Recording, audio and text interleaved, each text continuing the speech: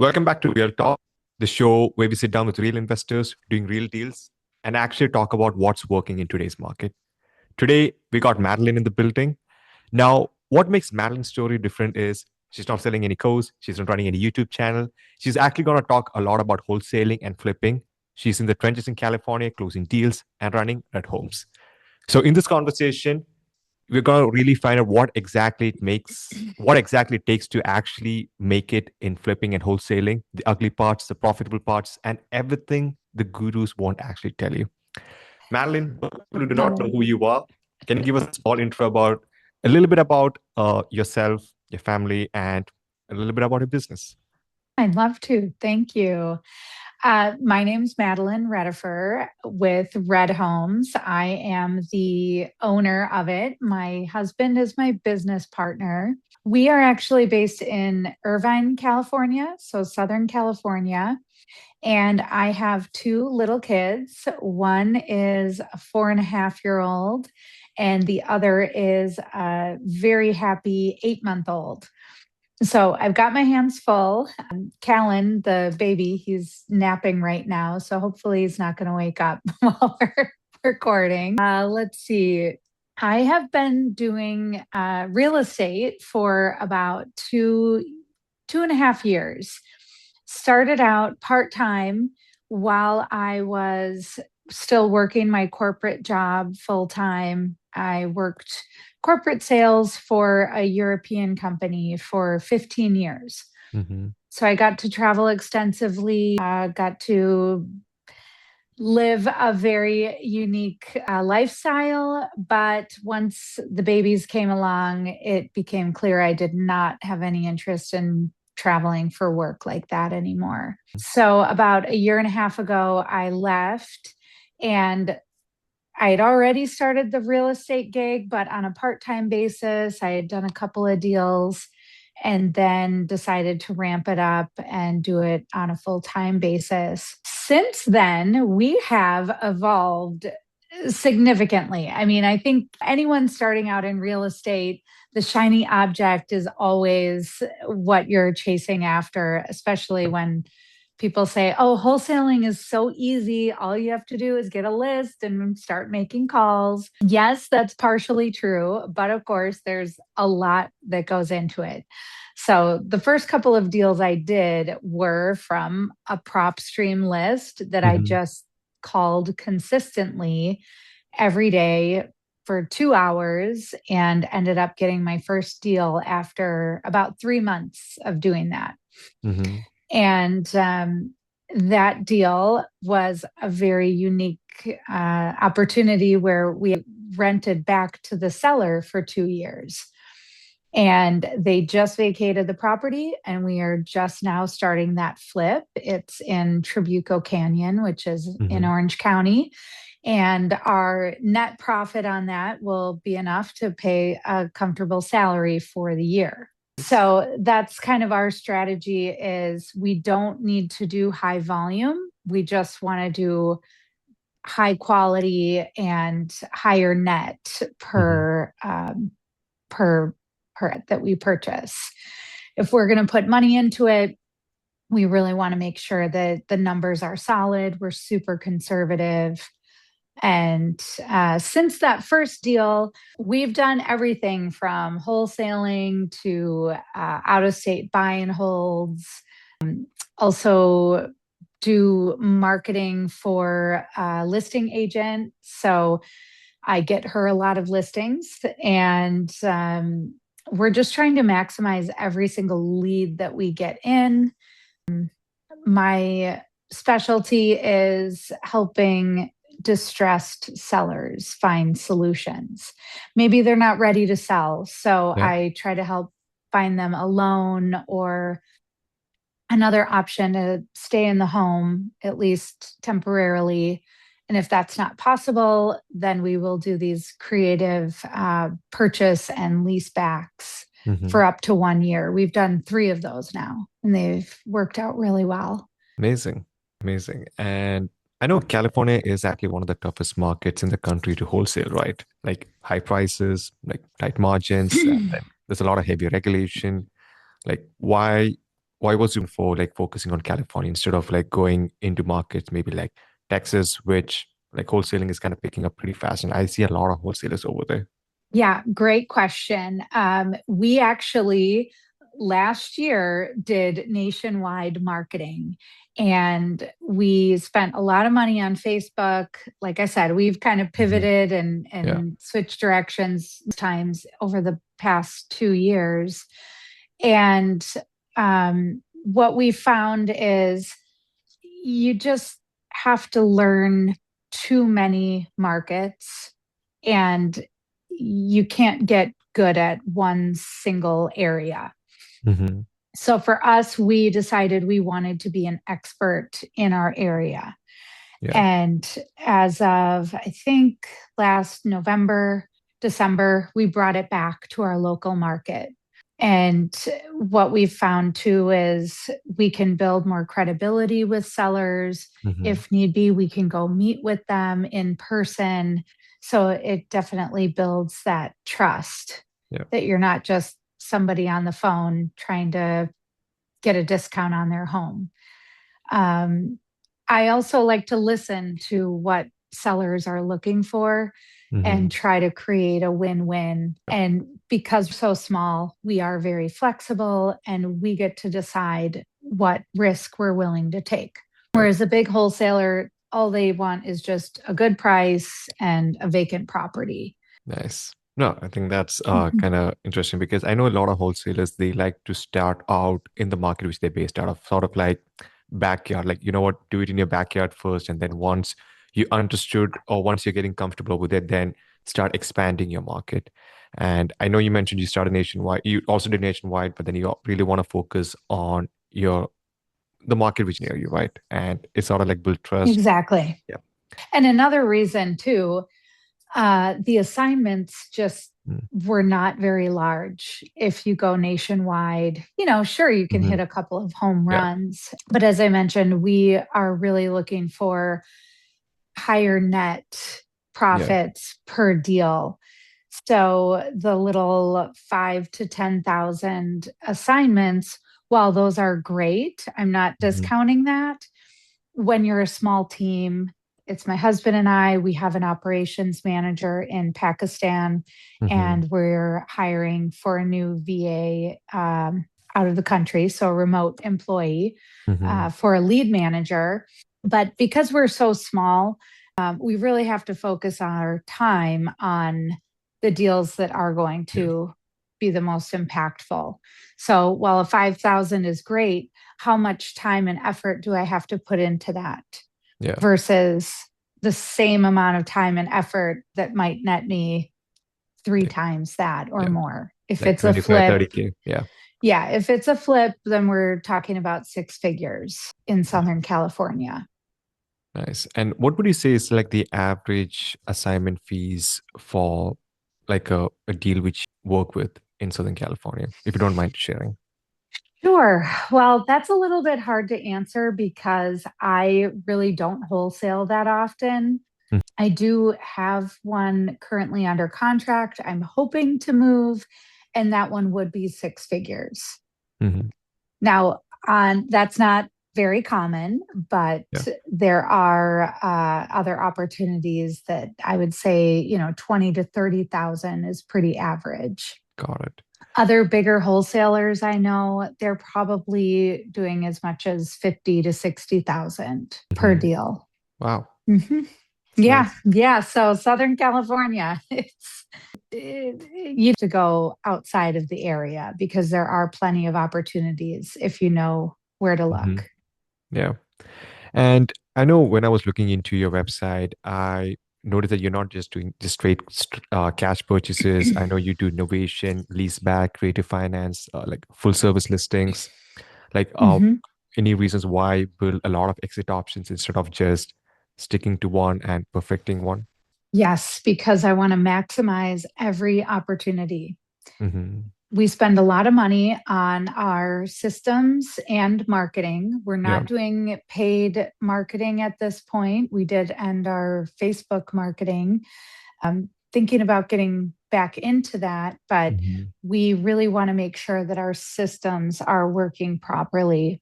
A big part of that is the follow up, the Mm-hmm. consistency, and the drip campaigns, making sure that those are working because the folks that we're helping typically aren't ready to make a decision right away. Mm-hmm. They need to exhaust a lot of their other options before Yeah. they decide that selling is the best route. And then what price? Well, if they don't like my cash offer that's 60% of ARV, Mm-hmm. then I still want to maximize that opportunity Yeah. and link them up with my listing agent. And she also works a lot with creative buyers as well. Mm-hmm. We're creative buyers. I love doing deals where we don't have to finance, but we are really conservative these days with uncertainty in the market, finished properties taking longer to sell. So we only the best deals, and then the rest we find the secondary exit for. Mm-hmm. Yeah. No, no, makes sense. And what would you say is your primary lead source as of right now? Like, what is? Oh, you're breaking up a little. I don't Oh, know if can you that's hear me? me. Oh, Hello. okay. There we Okay. go. Okay. So, what would you say is your primary lead source, right? Like, what exactly working the best for you? Yes. So we go direct to seller using fresh county record data. So people who are distressed, Mm-hmm. either notice of default or auction lists, or notice of sale, I should say, have been filed. So those people are in dire need of support. Mm-hmm. We have perfected pulling our own lists, and we work those lists in multiple ways. We've also incorporated AI into our system. Mm-hmm. So we are using that to help respond, to do follow ups, and that's really helped me a lot. Now, I'd love to get a lead manager in the role as well, because that'll help to just increase the amount of dials that I'm Yeah. able to do right now. Yeah. Basically like following up on those lead lists which you're pulling. And also, I think like one thing which you noticed about the entire real estate space is there's speed to lead, right? The faster you're able to get to those leads, the higher you have chances of actually Yep. seeing what exactly is happening in their entire life. So yeah, I think I think yeah, having Yeah. And then just, having that follow up too. That's what I'm noticing with my CRM. It is on a go high level platform. I'm sure I can say the name, right? yeah. Closer Control. What I like about it, I've tried 5 different CRM systems. So Hmm. I've tried most of the ones available for real estate professionals. Yeah. What I like about theirs is it's got so many different buckets with different drip campaigns Hmm. that really help to, if this person's not ready right now, great. I'll put them on the cold follow up and then Yeah. hopefully they'll come back to me. And I've been using the system, I think, consistently since December.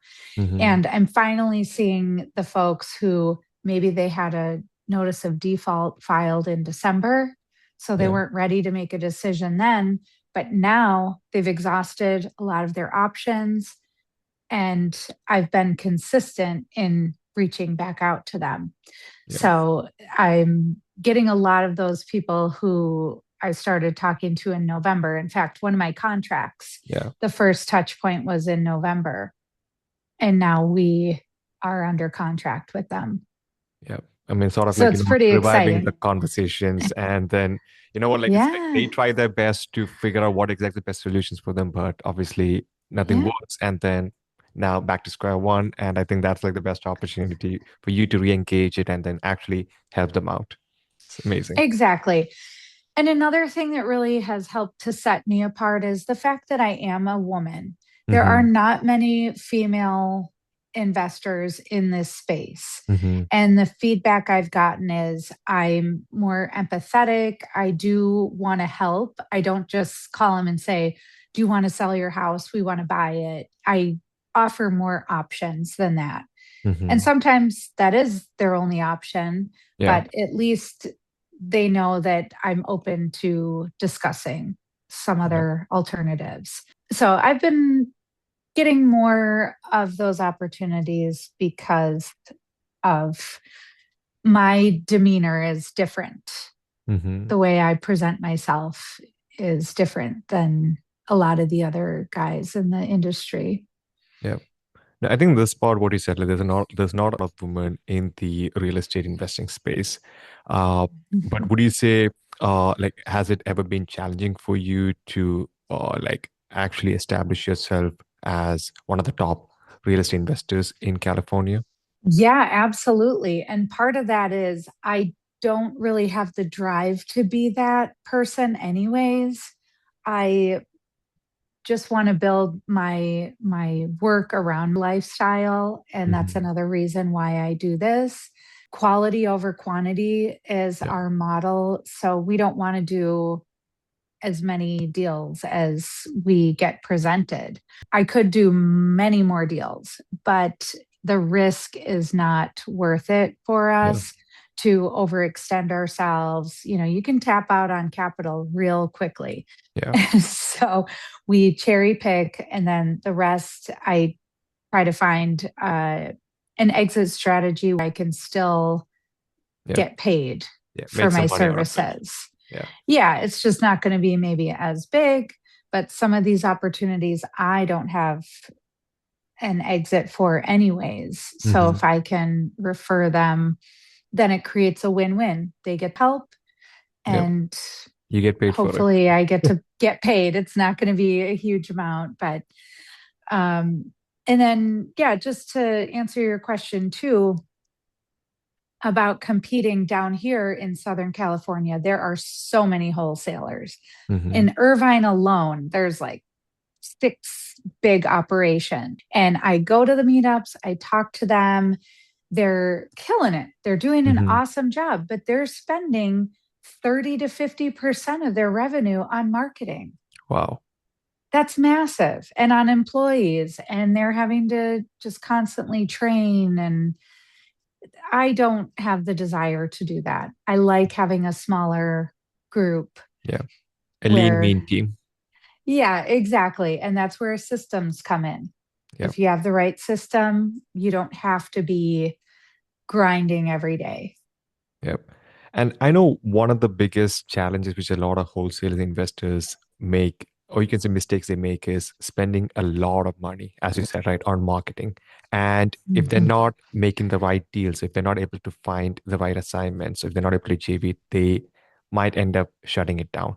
Like, I exhausted my entire budget on marketing and I don't have enough to pay my team. I don't have enough time to like do the next stuff. Like, what would you say, what your advice for people, what, like, take it slow, you know, figure out what deals you gotta do with, like, not just listen to everybody and just listen to what out everybody else is doing. Yeah, that's exactly right. I mean, look, it's taken me 2 years to figure out what I really wanted out of this business. Mm-hmm. So many times I followed what everyone else was doing. I joined a coaching program. I followed their lead. They told me to spend money on marketing. I did. And in the end, it just created too much stress and pressure. And the honest truth is, like, 50% of deals fall out from Mm-hmm. wholesaling. Yeah. Even novations and listings, like those are 50% these days as well. It's a totally different market from 2 years ago when I got into it. Yeah. So I would say conserve capital and be very cautious about how you spend. Focus your time and energy on the activities that are actually going to drive revenue for you. And the rest of the crap, leave it to the side. Yep. There will be time for it once you have a team that Mm-hmm. can help you to scale up. And at one point, I thought that I really wanted to scale up quickly and, Mm-hmm. have this team. And in the end, I didn't, especially with a small family, Yep. managing people. is a whole job in itself. Yeah, true. True that. Yeah. I have some interesting questions, and I really want your take Oh, on these my phone's questions. about to Oh, die. Ooh, glad I checked. Okay. yep. Oh, Let me know when you're uh, ready. uh, there we go. Oh, whew. Okay. Yes. All right. Here we go. Okay. I think right timing. Oh my gosh. I didn't even realize that. See, when you're a mom and you're an entrepreneur, you're just like trying to keep everything together. Yep. No, like All right. yeah, I think mom, it is one of the toughest jobs out there. It It is. really is. Yeah. Yeah. And I'm so lucky to have such great kids, and my husband's great. He's super helpful. But it does take so much mental power to be a mom. Yep. And then Definitely. the business last 8 months, actually even year, I would say, Hmm. getting pregnant and having a child, it did require a lot of sacrifice. I definitely slowed the business down, Hmm. but since he turned 6 months, I've really ramped it back up. Yeah. Amazing. Mhm. Now, Madeline, I have a couple of interesting questions, and I really want Okay. your take on these questions. So, I know California, they recently passed AB 968, and other states, they're stacking in similar laws where, what disclosure requirements, licensing pressure, contract restrictions. And half the wholesalers in the state are operating like, none of it actually really exists. So, my question is like, is the industry about to wake up to a wall of regulations it's not ready for? And if so, like, who do you think would actually survive? So, yes, there are a lot of changes coming up, and there are mixed reviews from the folks I know in the industry. Our flip that we're doing in Trabuco Canyon right now, this is our biggest one we've ever done. We're targeting like 1.1 plus for a sale price. And because of that, we decided to go full on with the permits. Hmm. So this is the first time we've ever done that. And it's been an interesting experience. We were hoping to expedite the permits a bit faster, but it's been going on 4 weeks now and we don't have them yet. So it's a month of no work. I mean, we've been doing a lot of the planning, but it's every month you hold a property, it costs money, right? Yep. There's holding costs. And a few of the bigger flippers that I know in the area are starting to assess which properties need those permits. For a basic fix and flip, it's not really necessary. But for anything that you're moving a wall or adding square footage or moving plumbing or electricity, that's when you really should pull those permits. And it's especially helpful when you go to sell the property because of those disclosures. Yeah. If it's, oh, I changed the floors out and, maybe the countertops, no big deal. There's not a huge liability there. But if plumbing was done incorrectly, the general contractor, the owner, everyone could have some liability. And Hmm. yeah, as we know, this country tends to be pretty litigious. So therefore, there's always the risk of being sued after Yeah. the fact. Makes sense. Now, another question. So, this is mostly related with hedge funds versus the little guy. So, Mm. we know Wall Street is buying single family homes at scale, like Invitation Homes, BlackRock, backed funds, all of them. So, do you think the independent California wholesale is getting boxed out, or do you think this might be a bigger opportunity than what people realize it is? Well, from my understanding, the Trump administration is trying to limit the number of single family Yeah. homes that hedge funds can purchase. I'm not sure what the status of that bill is, but I personally think that would be a great opportunity for the country, not only for us smaller investors, but also just individual families that have been priced out. Yeah. For us, I don't really see a big threat with those bigger players. They're typically buying at a much higher price point, like maybe we'll call it 80% of the after repair value, Mm-hmm. whereas we're at like 60%. So for us, we're nowhere near where they're buying at. Mm-hmm. And, I don't think that they're really making money. It's more of like a portfolio strategy. They're Yeah. probably losing money on some of those. And I mean, I've been hearing these bigger wholesalers. I know there is one in Florida. They were buying up hundreds of creative finance deals and then they just couldn't keep up with it. So they just defaulted on so many properties. I think we're going to see more of that coming up because of Interesting. these bigger players who really just bought too high Yeah. and didn't have a great exit strategy if the market dips. Interesting. Now, I know at Red Home offer leads back at Oh, you're cutting out oh, again. testing, testing. Yeah, that's better. It seems Okay. when you kind of back up from the Oh, microphone. okay. I'll just try to test it. Okay, Yep. thanks. So I know you offer lease back options at Red Homes where you sell the home, you get to stay as a tenant.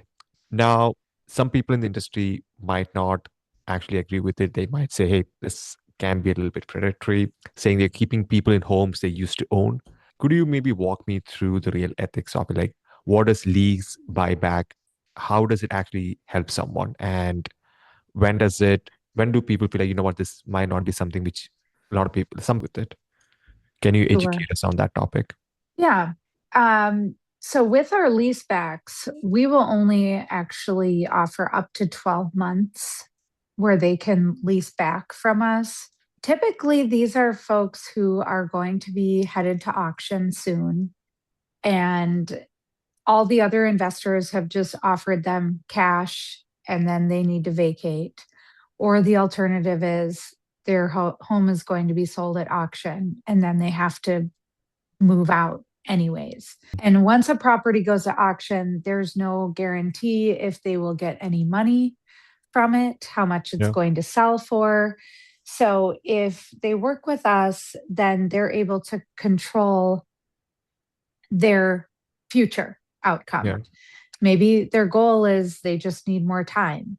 Mm-hmm. They have a sick spouse at home and they want them there for a bit longer, or they Mm-hmm. just have 40 years worth of belongings in the home and they want to have time to go through it and to get their affairs in order. While it might sound predatory, it actually is achieving the goal of the seller. They Mm-hmm. want more time and they Yeah. are willing to take a lower price for their home to Mm-hmm. get that, to have that flexibility. Many times, those are more creative deals where we're Mm-hmm. taking the mortgage over subject to Yeah. the existing mortgage, we're catching up the arrears, and then we're keeping that mortgage payment affordable so that we can subsidize their rent Mm-hmm. to a price they can afford.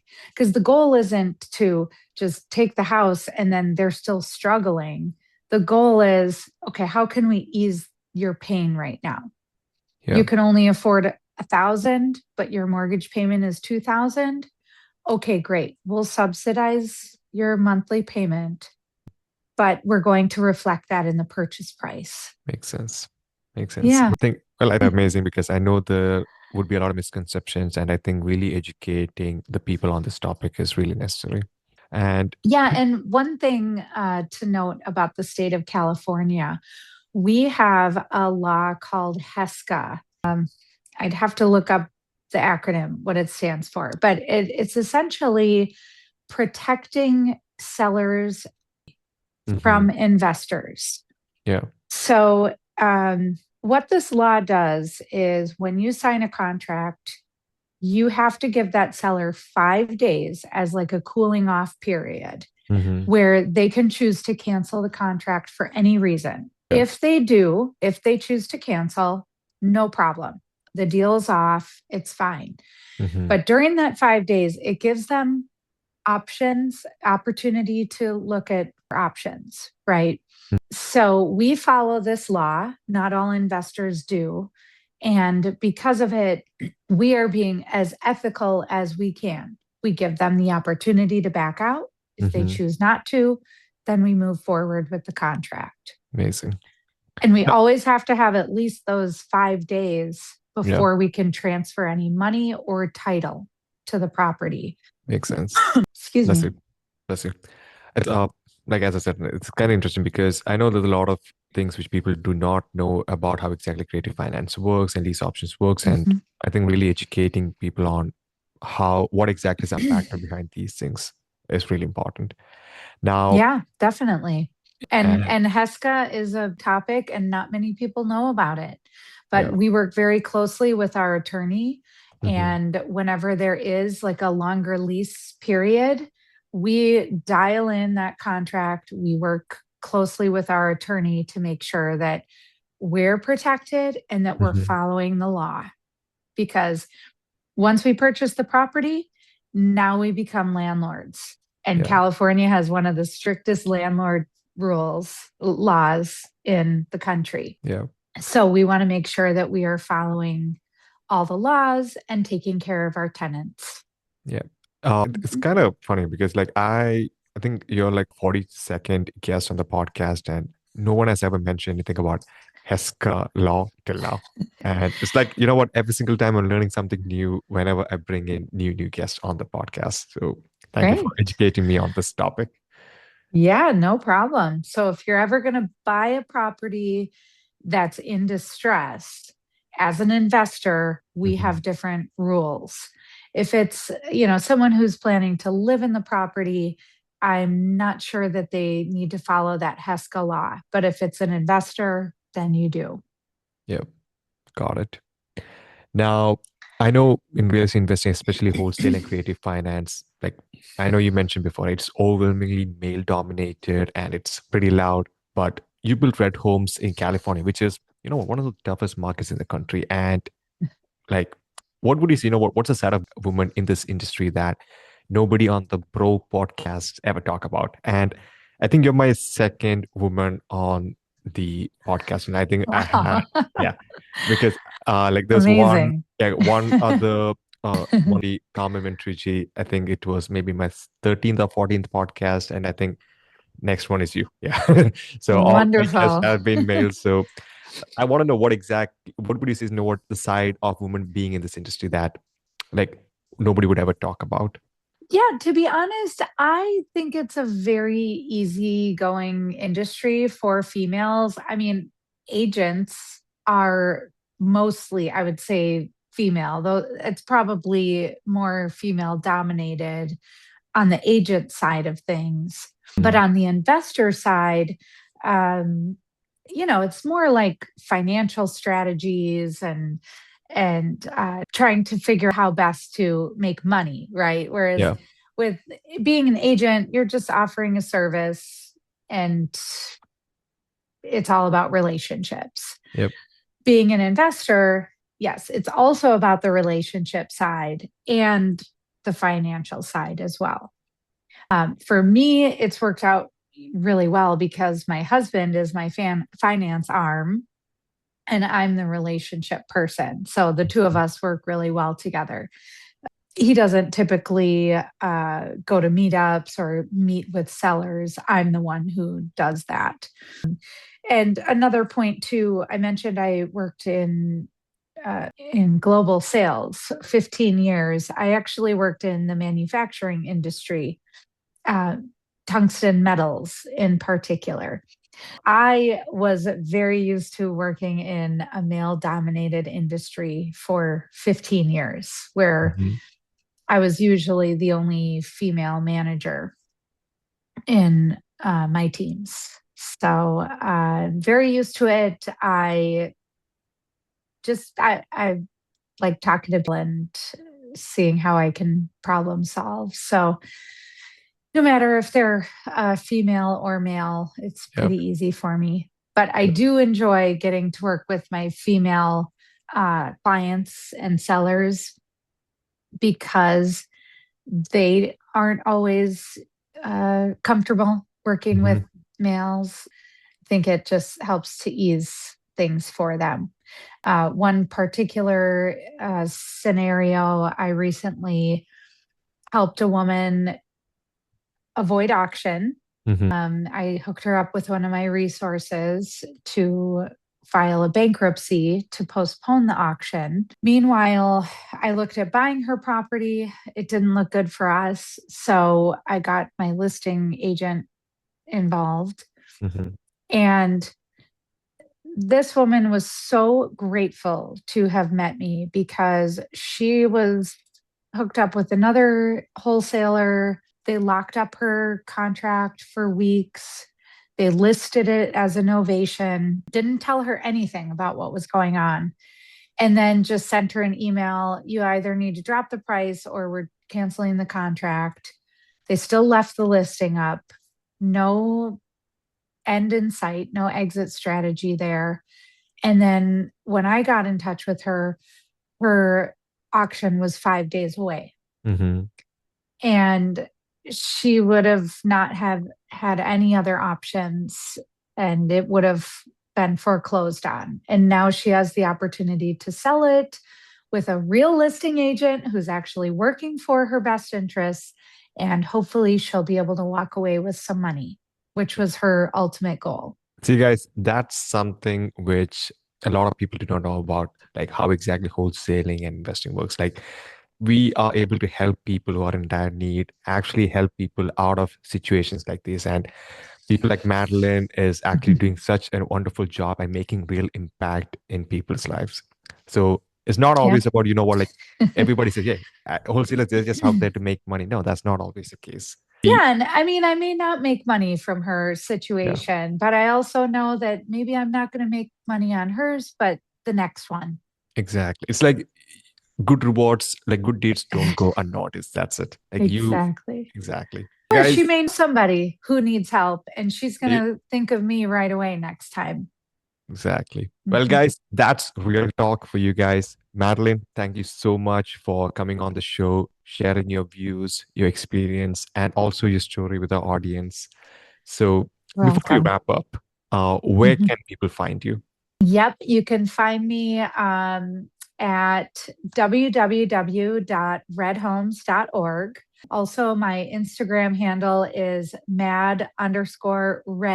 Not as active on it. I'm trying to be better, but feel free to reach out. It's got my contact on the website. So would love to chat. And if you need to know where to start or if you're looking for a resource, I am very well connected in Southern California.